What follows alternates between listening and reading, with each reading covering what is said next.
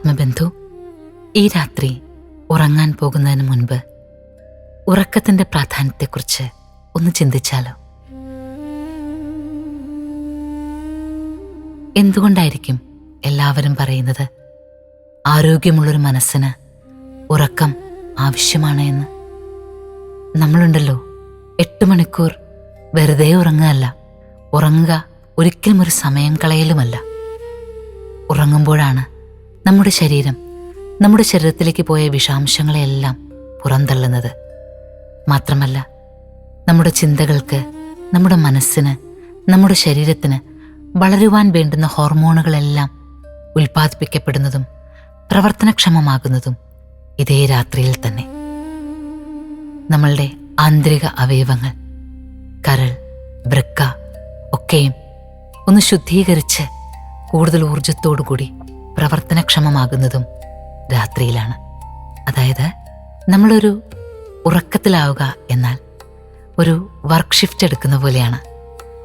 രാവിലെ ഉണർന്നത് മുതൽ ഉറങ്ങുന്നത് വരെ നമ്മളുടെ ശരീരവും മനസ്സുമൊക്കെ പ്രവർത്തിച്ചു കൊണ്ടേയിരിക്കുന്നുവെങ്കിൽ ആ ശരീരത്തിനെയും മനസ്സിനെയും ഉറക്കത്തിലാക്കിയിട്ട് പിന്നെ നമുക്ക് വേണ്ടി നമ്മുടെ അവയവങ്ങൾ, നമ്മുടെ കോശങ്ങൾ, നമ്മുടെ തലച്ചോറ് ഒക്കെ പ്രവർത്തിച്ചു കൊണ്ടേയിരിക്കുകയാണ്.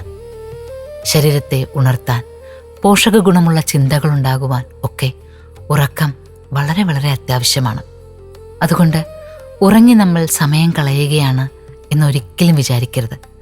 ഉറക്കത്തിന് വേണ്ടി കളയുന്ന സമയമാണ് യഥാർത്ഥത്തിൽ ഉണർവിൻ്റെ ഗുണത്തെ തീരുമാനിക്കുന്നത്. ഉണർന്ന് ഊർജ്ജസ്വലമായിരിക്കുന്ന ഒരാൾ, ക്വാളിറ്റിയുള്ള ലൈഫ് ആഗ്രഹിക്കുന്ന ആൾ ഏറ്റവും ആദ്യം നേടിയെടുക്കേണ്ടത് ക്വാളിറ്റിയുള്ള ഗുണമുള്ള ഉറക്കനേരമാണ്. 6 മണിക്കൂറേ ഉറങ്ങാനാകുന്നുള്ളൂ എങ്കിൽ അത് മതി. പക്ഷേ ആ ഉറക്കം ആരോഗ്യമുള്ളതായിരിക്കണം. അനാവശ്യമായ ചിന്തകൾ കടന്നു വരാതെ, പ്രഭാതത്തിൽ ജീവിതത്തിൽ നടന്ന, ആ ദിവസം മുഴുവൻ ജീവിതത്തിൽ സംഭവിച്ച കാര്യങ്ങൾ പേർത്തും ആലോചിക്കുകയോ വീണ്ടും വീണ്ടും ചിന്തിച്ചുകൊണ്ടോ ഇരിക്കാതെ എല്ലാറ്റിനെയും വിട്ടുകളഞ്ഞ് സ്വസ്ഥമായി ഉറങ്ങുക. ഓരോ തവണ ഉറക്കത്തിലേക്ക് പോകുമ്പോഴും മനസ്സിനോടും ശരീരത്തിനോടും പറയുക, ഇത് നമുക്ക് ആവശ്യമാണ്, നമ്മൾ വിശ്രമിക്കണം. എങ്കിൽ മാത്രമേ പുതിയ ഉണർവോടുകൂടി അകത്ത് പല മാറ്റങ്ങളും സംഭവിക്കുള്ളൂ. നല്ല മാറ്റങ്ങൾ. വിഷാംശങ്ങളെല്ലാം പുറത്തേക്ക് കളഞ്ഞ് ശരീരമൊന്ന് ഉണരണ്ടേ? തലച്ചോറ് പ്രവർത്തനക്ഷമമാകണ്ടേ? ശരീരമാകെ സർവ്വവിധ കോശങ്ങളും ഉണർന്ന് പ്രവർത്തിക്കണ്ടേ? അതിനായി ഉറങ്ങുമ്പോൾ ഉറക്കം എന്ന ഈ വലിയ പ്രതിഭാസത്തെ ഒന്ന് മനസ്സിലാക്കേണ്ടതുണ്ട്. 70 വയസ്സുവരെ നമ്മൾ ജീവിച്ചിരിക്കുമെങ്കിൽ അതിൽ 24 വർഷം ഒരാൾ ഉറങ്ങുകയാണ്. ബാക്കിയുള്ള കാലമാണ് ജീവിക്കുന്നത്. അങ്ങനെ നോക്കിയാൽ നമ്മൾ ജീവിക്കുന്നത് എത്ര കാലം, ഉറങ്ങുന്നത് എത്ര കാലം?